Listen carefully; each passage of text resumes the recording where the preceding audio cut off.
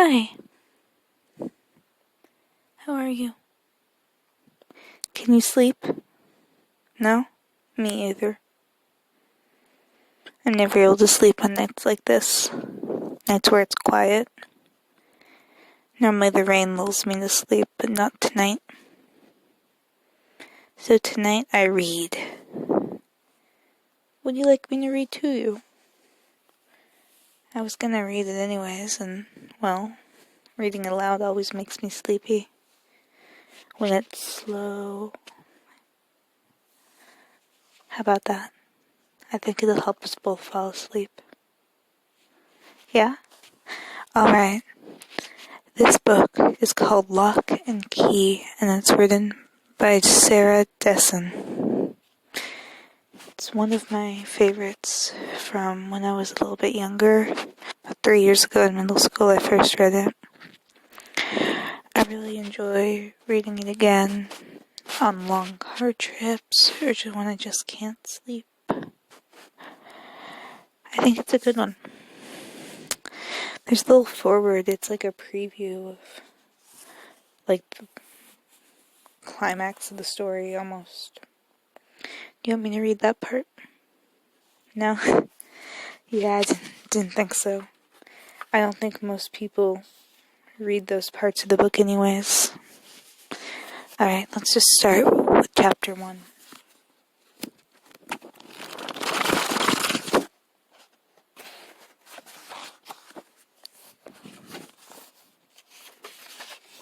Lock and Key, Sarah Dessen.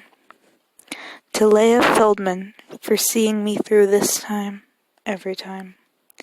And to Jay, always waiting on the other side.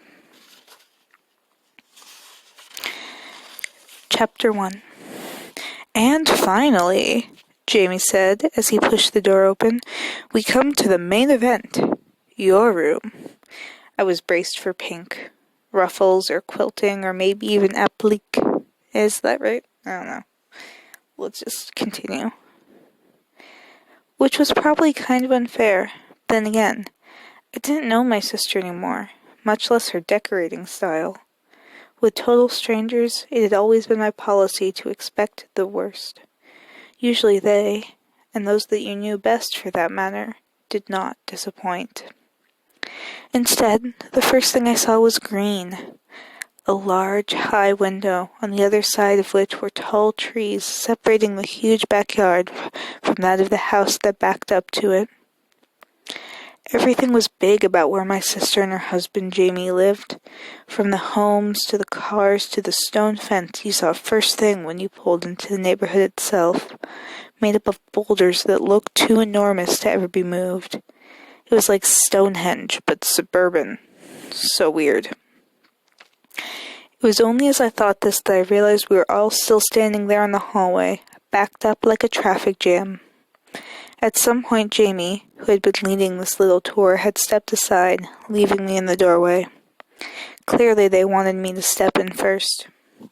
So I did. The room was, yes, big, with cream-colored walls. There were 3 other windows beneath the big one I'd first seen, although they each were covered with thin Venetian blinds. To the right, I saw a double bed with a yellow comforter and matching pillows, a white blanket folded over the foot. There was a small desk, too, a chair tucked under it. The ceiling slanted on either side, meeting in a flat strip in the middle, where there was a square skylight, also covered with a Venetian blind. A little square one, clearly custom-made to fit. It was so matchy-matchy and odd that for a moment I found myself just staring up at it, as if this was actually the weirdest thing about that day. So you've got your own bathroom, Jamie said, stepping around me, his feet making soft thuds on the carpet, which was, of course, spotless.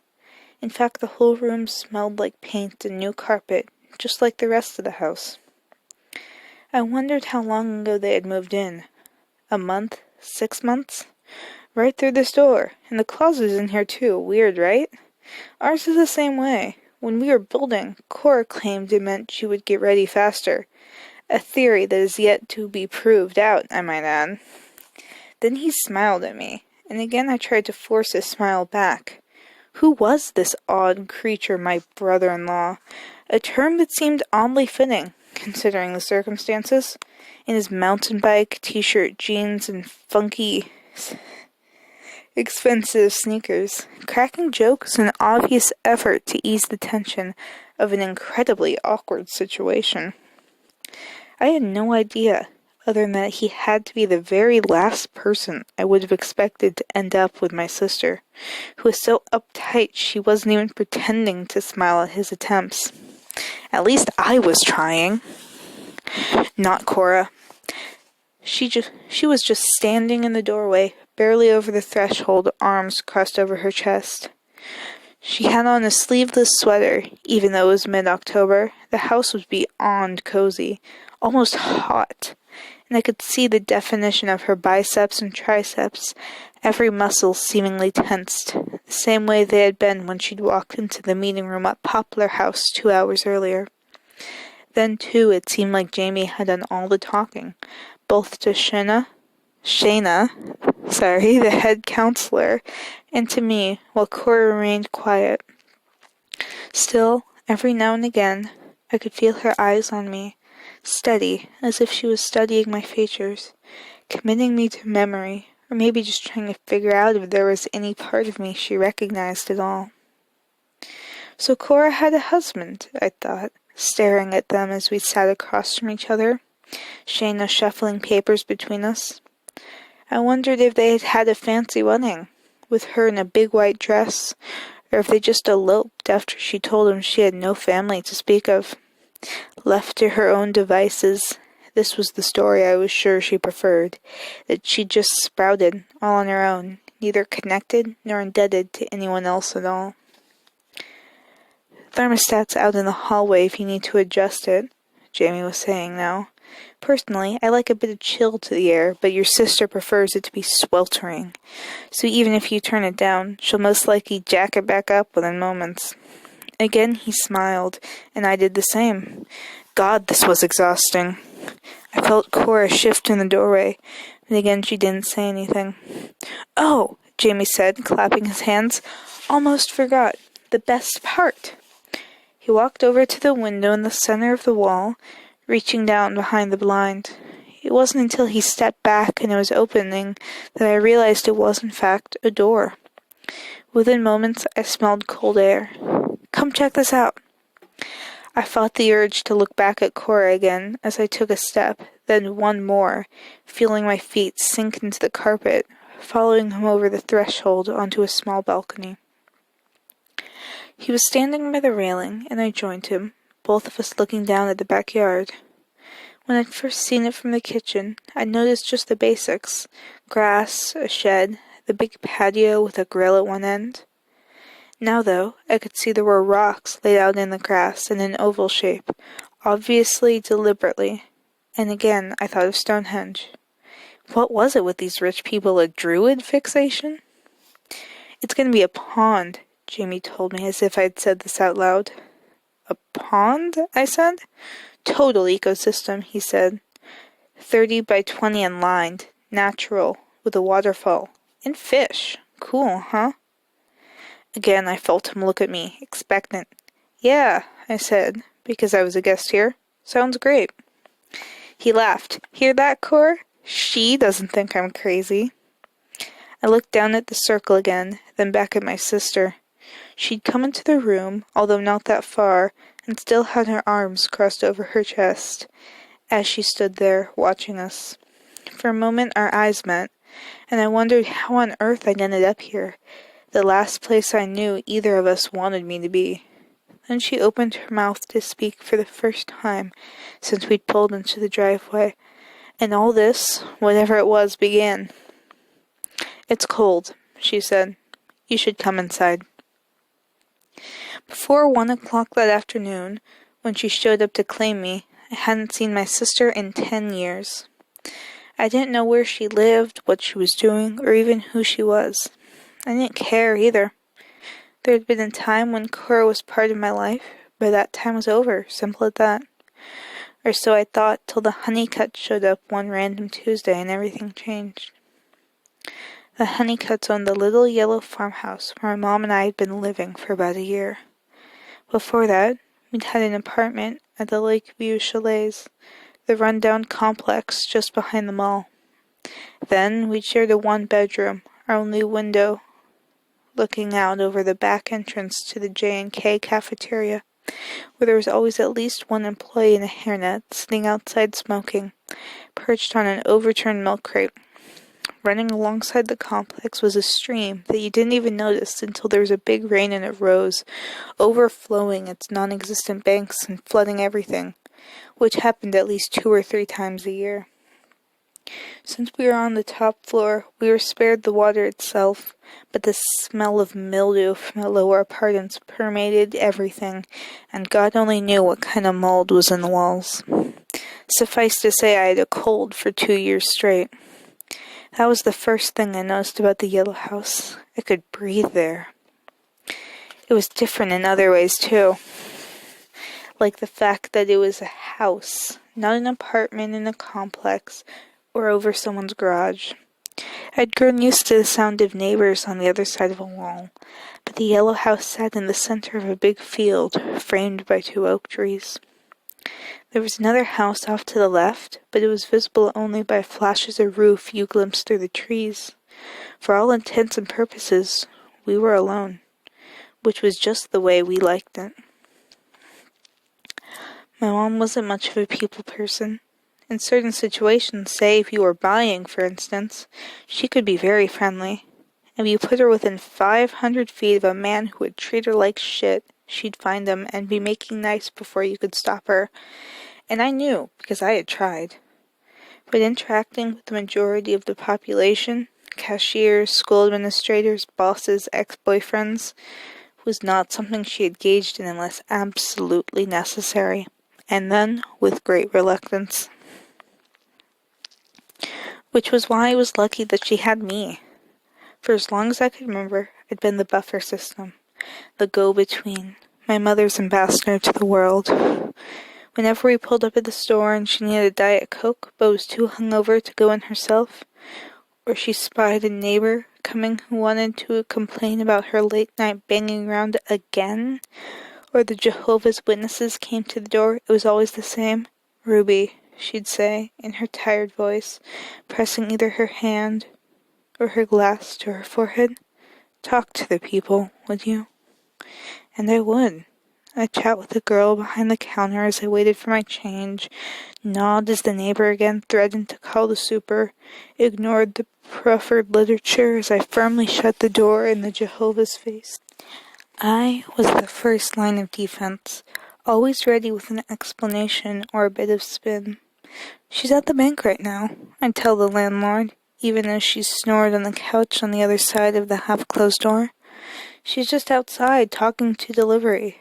I'd assure her boss so he'd release her bags for the day to me, while she smoked a much-needed cigarette in the freight area and tried to calm her shaking hands. And finally, the biggest lie of all, of course she's still living here. She's just working a lot. Which is what I told the sheriff that day when I'd been called out of 4th period and found him waiting for me. That time, though, all the spin in the world didn't work. I talked to the people, just like she'd always ask, but they weren't listening. The first day, though, when my mom and I pulled up in front of the yellow house, things were okay.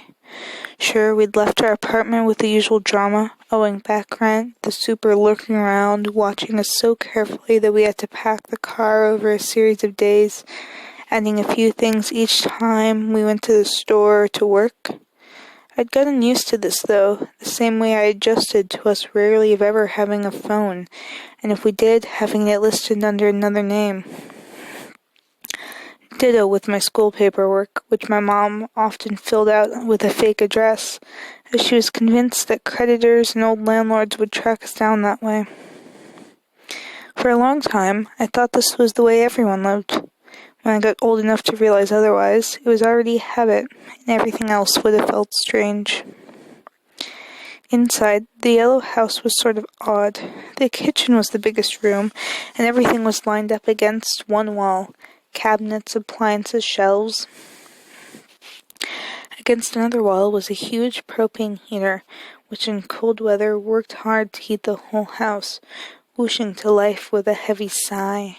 The only bathroom was off the kitchen, poking out with no insulated walls. My mom said it must have been added on. There'd probably been an outhouse initially, which made for some cold mornings until you got the hot water blasting and the steam heated things up. The living room was small, the walls covered with dark fake wood paneling. Even at high noon, you need to light to see on the hand in front of your face. My mother, of course, loved the dimness and usually pulled the shade shut as well. I'd come home and find her on the couch, cigarette dangling from one hand, the glow from the TV flashing across her face in bursts. Outside the sun might be shining, the entire world bright, but in our house it would always be late night, my mother's favorite time of day. In the old one-bedroom apartment, I was accustomed to sometimes being awoken from a dead sleep, her lips close to my ear as she asked me to move onto the couch, please, honey. As I went, groggy and discombobulated, I'd do my best not to notice whoever slipped back in the door behind her. At the Yellow House, though, I got my own room. It was small, with a tiny closet and only one window, as well as orange carpet and those same dark walls, but I had a door to shut, and it was all mine. It made me feel like we'd stay longer than a couple months, that things would be better here. In the end, though, only one of those things turned out to be true. I first met the Honeycutts 3 days after we moved in. It was early afternoon, and we were getting ready to leave for work when a green pickup truck came up the driveway. A man was driving, a woman in the passenger seat beside him. "Mom," I called out to my mother, who was in the bedroom getting dressed. "Someone's here." She sighed, sounding annoyed. My mother was at her worst just before going to work, petulant like a child. "Who is it?" "I don't know," I said, watching as the couple, he in jeans and a denim work shirt, she wearing slacks and a printed top, started to make their way to the house. But they're about to knock on the door. "Oh, Ruby," she sighed again. "Just talk to them, would you?" The first thing I noticed about the Honeycutts was they were instantly friendly, the kind of people my mother couldn't stand. They were both beaming when they opened the door, and when they saw me, they smiled even wider. "Well, look at you," the woman said as if I'd done something precious just by existing. She herself resembled a gnome, with her small features and halo of white curls, like something made to put on a shelf. "Hello there." I nodded, my standard response to all door knockers. Unnecessary verbals only encourage them, or so I'd learned. "Can I help you?" The man blinked. "Ronnie Honeycutt," he said, extending his hand. "This is my wife Alice, and you are—" I glanced in the direction of my mother's room. Although usually she banged around a lot while getting ready, drawers slamming, grumbling to herself, now, of course, she was dead silent. Looking back at the couple, I decided they probably weren't Jehovah's, but were definitely peddling something. "Sorry," I said, beginning my patented firm shut of the door, "but we're not." "Oh, honey, it's okay," Alice said. She looked at her husband. "Stranger danger," she explained. "They teach it in school." "Stranger what?" Ronnie said. "We're your landlords," she told me. "We just dropped by to say hello and make sure you got moved in all right." Landlords, I thought. That was even worse than witnesses. Instinctively, I eased the door shut a bit more, wedging my foot against it. "We're fine," I told them. "Is your mom around?" Ronnie asked as Alice shifted her weight, trying to see into the kitchen behind me. I adjusted myself accordingly, blocking her view, before saying, "Actually, she's right here," I heard my mother say. She was crossing the living room towards us, pulling her hair back with one hand. She had on jeans, her boots, and a white tank top. Despite the fact she'd just woken up around 20 minutes earlier, I had to admit she looked pretty good. Once my mother had been a great beauty, and occasionally you could still get a glimpse of the girl she had been. If the light was right, or she'd had a decent night's sleep, or, like me, if you were just wistful enough to look for it. She smiled at me, then eased a hand over my shoulder as she came to the door and offered him her other one. "Ruby Cooper," she said. "This is my daughter. Her name is Ruby as well." "Well, isn't that something?" Alice Honeycutt said. "And she looks just like you." "That's what they say," my mom replied. They felt her hand move down the back of my head, smoothing my red hair, which we did have in common, although hers was now streaked with an early gray. We also shared our pale skin, the redhead curse or gift, depending on how you looked at it, as well as our tall, wiry frames. I'd been told more than once that from a distance we could almost be identical.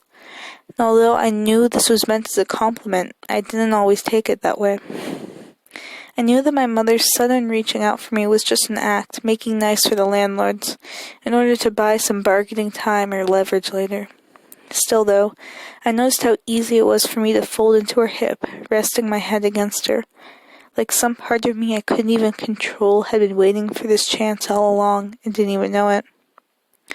"It's our standard practice to just drop by and check in on folks," Ronnie was saying now as my mother idly twisted a piece of my hair through her fingers. "I know the rental agency handles the paperwork, but we like to say hello face to face." "Well, that's awfully nice of you," my mom said. She dropped my hair, letting her hand fall on the doorknob so casually you wouldn't even think she was aware of it. Or the inch or so she shut it after, narrowing even further the space between us and them. But as Ruby was saying, I'm actually going to work right now, so... "Oh, of course," Alice said. "Well, you all just let us know if there's anything you need. Ronnie, give Ruby our number." We all watched as he pulled a scrap of paper and a pen out of his shirt pocket, writing down the digits slowly. "Here you go," he said, handing it over. "Don't hesitate to call." "Oh, I won't," my mom said. "Thanks so much." After a few more pleasantries, the Honeycutts finally left the porch. Ronnie's arm locked around his wife's shoulders. He deposited her in the truck first, shutting the door. I just lost my place. Shutting the door securely behind her, there we go, before going around to get behind the wheel. Then he backed out of the driveway with the utmost caution, doing what I counted to be at least an 8-point turn to avoid driving on the grass. By then, though, my mother had long left the door and returned to her room, discarding their number in an ashtray along the way. "Hello, face-to-face, my ass," she said as drawer banged. "Checking up is more like it, busybodies." She was right, of course. The Honeycutts were always dropping by unexpectedly with some small, seemingly unnecessary domestic project, replacing the garden hose we never used, cutting back the crepe myrtles in the fall. Crepe myrtles? Anyways. Or installing a bird bath in the front yard. They were over so much, I grew to recognize the distant rattle of their truck muffler as it came up the driveway. As for my mom, her niceties had clearly ended with that first day. Thereafter, if they came to the door, she ignored their knocks, not even flinching when Alice's face appeared in a tiny crack the living room window shade didn't cover, white and ghostly with the bright light behind her, peering in. It was because the Honeycutts saw my mother so rarely that it took almost 2 months for them to realize she was gone. In fact, if the dryer hadn't busted, I believe they might have never found out, and I could have stayed in the Yale house all the way until the end. Sure, I was behind on the rent, and the power was close to getting cut off, but I would have handled all that one way or another, just like I had everything else. The fact was, I was doing just fine on my own, or at least as well as I'd ever done with my mom, which wasn't saying much, I know. Still, in a weird way, I was proud of myself, like I'd finally proven I didn't need her either. As it was, though, the dryer did die, with a pop and a burning smell, late one October night while I was making macaroni and cheese in the microwave. I had no option but to stretch a clothesline across the kitchen in front of the space heater I'd been using since the propane ran out, hang everything up, jeans, shirts, and socks, and hope for the best. The next morning my stuff was barely dry, so I pulled on the least damp of it and left the rest, figuring I'd deal with it in the evening when I got home from work. But then Ronnie and Alice showed up to replace some supposedly broken front porch slats. When they saw the clothesline, they came inside, and then they found everything else. It wasn't until the day they took me to Poplar House that I actually saw the report that the person from social services had filed that day.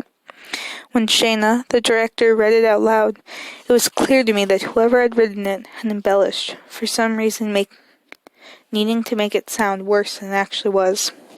Minor child is apparently living without running water or heat in rental home abandoned by parent. Kitchen area was found to be filthy and overrun with vermin. Heat is non-functioning. Evidence of drug and alcohol use was discovered. Minor child appears to have been living alone for some time. First of all, I had running water, just not in the kitchen where the pipes had busted. This is why the dishes tended to pile up, as it was hard to truck in water from the bathroom just to wash a few plates. As for the vermin, we'd always had roaches. They'd just grown a bit more in number with the lack of sink water, although I'd been spraying them on a regular basis. And I didn't have a heater, it just wasn't on. The drug and alcohol stuff, which I took to mean the bottles on the coffee table and the roach in one of the ashtrays, I couldn't exactly deny, but it hardly seemed grounds for uprooting a person from their entire life with no notice. The entire time Shayna was reading the report aloud, her voice flat and toneless, I still thought that I could talk my way out of this. That if I explained myself correctly with the proper detail and emphasis, they'd just let me go home. After all, I had only 7 months before I turned 18, when all of this would be a moot point anyways. But the minute I opened my mouth to start in about topic 1, the water thing, she stopped me. "Ruby," she said, "where is your mother?" It was only then that I began to realize what would later seem obvious. It didn't matter what I said, how carefully I crafted my arguments, even if I used every tool of evasion and persuasion I'd mastered over the years. There was only one thing that really counted now and always, and this was it. "I don't know," I said. "She's just gone." After the tour, the pond reveal, and a few more awkward moments, Jamie and Cora finally left me alone to go downstairs and start dinner. It was barely 5:30, but already it was getting dark outside, the last of the light sinking behind the trees. I imagined the phone ringing in the empty yellow house as Richard, my mother's boss, a commercial courier, realized we were not just late, but blowing off our shift. Later, the phone would probably ring again, followed by a car rolling up to the drive, pausing by the front window. They'd wait a few moments for me to come out, maybe even send someone to bang on the door. When I didn't, they'd turn around hastily, spinning out the Honeycutt's neat grass and the mud beneath it from behind their back wheels. And then when the night would pass, without me there, the house settling into itself in the dark and quiet, I wondered if the Honeycutts had already been in to clean things up, or if my clothes were still stretched across the kitchen, ghost-like. Sitting there, in this strange place, it was like I could feel the house pulling me back to it. A visceral tug on my heart, the same way that, in the early days of the fall, I'd hoped it would do to my mom.